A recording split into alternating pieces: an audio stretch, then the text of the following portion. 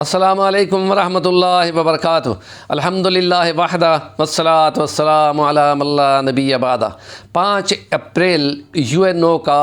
Conscious day ہے، ضمیر کی بیداری کا دن، جس میں وہ گویا کے اندر کا احساس جگانا اور اس میں کہ تمام انسانوں کے حقوق برابر ہیں، اس میں آگاہی دینا، اس میں اس کو سوال کرنے کی اجازت دینا اور اس ضمیر کو زندہ رکھنا جس سے باہمی محبت، بھائی چارہ اور اخوت اور انسانیت پروموٹ ہوتی ہو۔ 2019 میں دن مقرر کیا گیا تھا کہ 5 اپریل ہر سال یہ دن منایا جائے گا، تو UNO کی قراردادوں کے مطابق یہ دن منایا جا رہا ہے۔ تو ہم یہ کہتے ہیں کہ مسلمانوں کو اس UNO سے کوئی اس کے ضمیر کے مطابق، اس کے قوانین کے مطابق حق نہیں ملے ہیں۔ کشمیر کا مسئلہ اسی طرح کھڑا ہوا ہے، قبرص کا مسئلہ اسی طرح کھڑا ہوا ہے، اور فلسطینیوں کو ان کو حقوق نہیں مل رہے، اور غزہ کے اوپر کتنے مہینے ہو گئے ہیں مسلسل بمباری کی جا رہی ہے، اور انسانی حقوق کا اختلاف جس میں عورتیں اور بچے برے طریقے سے مر رہے ہیں اور جینوسائیڈ کیا جا رہا ہے۔ تو یہ ضمیر کے دن منانے کی بجائے یہ ان کو حق دینا یہ زیادہ اہمیت رکھتا ہے۔ اور پاکستان کے ایشو میں کشمیر کا مسئلہ UNO کی قراردادوں کے مطابق، جو کہ خود انڈیا کی حکومت لے کے گئی تھی، اور انہوں نے وعدہ کیا تھا کہ ہم اس کو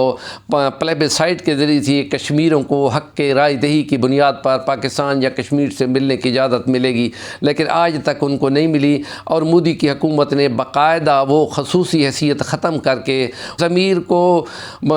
بٹھا دیا جاتا ہے یا دبا دیا جاتا ہے، یا حقوق کی اختلاف میں اس کو استعمال کیا جاتا ہے، تو اور زیادہ اس میں مسائل پیدا ہوتے ہیں، اور عالمی جنگیں لگتی ہیں جو 15 سے 1919 تک لگی تھی، اور 1940 سے 1945 تک کی عالمی جنگیں لگی تھیں، اور جس میں ہیروشیما اور ناگاساکی کے 2 شہروں کو صفحے سے مٹا دیا گیا تھا۔ یہ انسانیت کی قدروں کو مٹانے کی برابر ہے، اور افغانستان اور عراق کے اندر امریکی فوجوں نے جو وہاں کی شہری آبادی پہ جو مظالم کیے تھے، اس کے نتیجے میں ان کے اپنے فوجی اور ان کے اپنے سپاہی مختلف نفسیاتی بیماریوں کا شکار ہو کر کتنے وہ حادثاتی معاملات کر چکے ہیں واپس جا کر، اور انہوں نے جو قتل و غارت کی ہے، یہ اس کی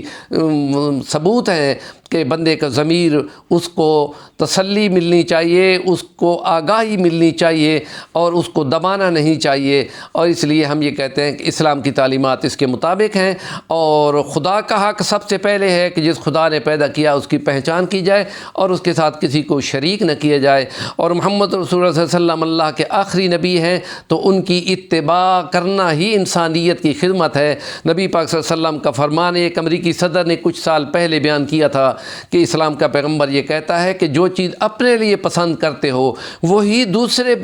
انسان کے لیے بھی جب تک کہ تم پسند نہ کرنے لگ جاؤ گے، اس وقت تک تم بہتر انسان یا بہتر مسلمان نہیں بن سکتے۔ ہم اس لیے کہتے ہیں کہ یہ رمضان المبارک یہی احساس پیدا کرنے کے لیے ہے کہ غریبوں کی ہمنوائی کی جائے، پھر ان کے ساتھ ہمدردی کی جائے، اور ان کو پھر کھلایا پلایا جائے، تو اس کا ثواب ایک پورے روزے کے برابر قرار دیا گیا ہے، اور اس میں ہمدردی اور بھائی چارہ ہوتا ہے، اور اس میں 83 سال کے برابر 5 طاق راتیں جو آ رہی ہیں، جس میں 27 کی آج رات ہے، تو اس میں اگر رب کو راضی کا لیا جائے اور یہ کہہ دیا جائے کہ ہم اپنے گناہوں کی معافی مانگتے ہیں، اور پھر جو زیادتیاں کسی کی ہیں ان کو اختلاف کرنا، ان کو حقوق پورے دینا، کسی کا قرض دینا ہے تو خاموشی کے ساتھ اس کو واپس کر دینا، اور کسی کا حق مارا ہے تو اس کو حق کو راضی کرنا۔ اس لیے کہا جاتا ہے کہ وہ لوگ جو دلوں میں کسی کے لیے بغض رکھتے ہیں اور جو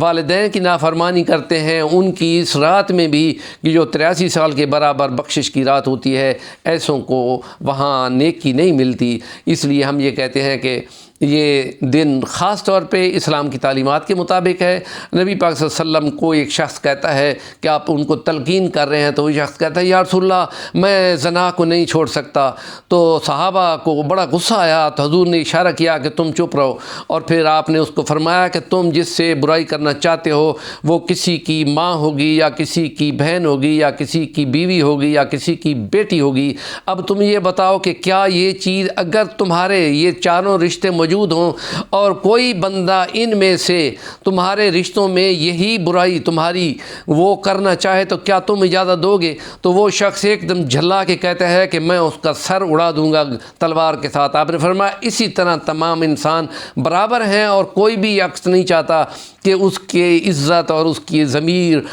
کو بٹھا دیا جائے اور اس کو دبا دیا جائے۔ تو اس وقت وہ شخص کہتا ہے اب میں بالکل سمجھ گیا ہوں اور میں آپ کی تمام تعلیمات کو مکمل مانتا ہوں اور میرا ضمیر جاگ گیا ہے اور میں یہ چاہتا ہوں کہ یہ برائی بالکل نہیں ہونی چاہیے اور نہ کسی کی طرف آنکھ اٹھا کے دیکھنا چاہیے۔ یہ ہوتے ہیں اور بندے مختلف ذہنی مرض کا شکار ہو کر مختلف امراض کا شکار ہو جاتے ہیں اور اس کے لیے نفسیات کی خاص ٹرمیں استعمال کی جاتی ہے ان کو صحت یاب کرنے کے لیے۔ اسلام کی تعلیمات کے مطابق تو یہ اسلام کی تعلیمات ہی ان کے لیے کافی ہیں کہ ان کو ہمدردی اور قوت اور بھائی چارہ ملتا رہے۔ ہمارے چینل کا نام ہے صفی الرحمن الوانی، ضرور سبسکرائب کریں اور کام کی بات پہ ضرور کمنٹ کیا کریں۔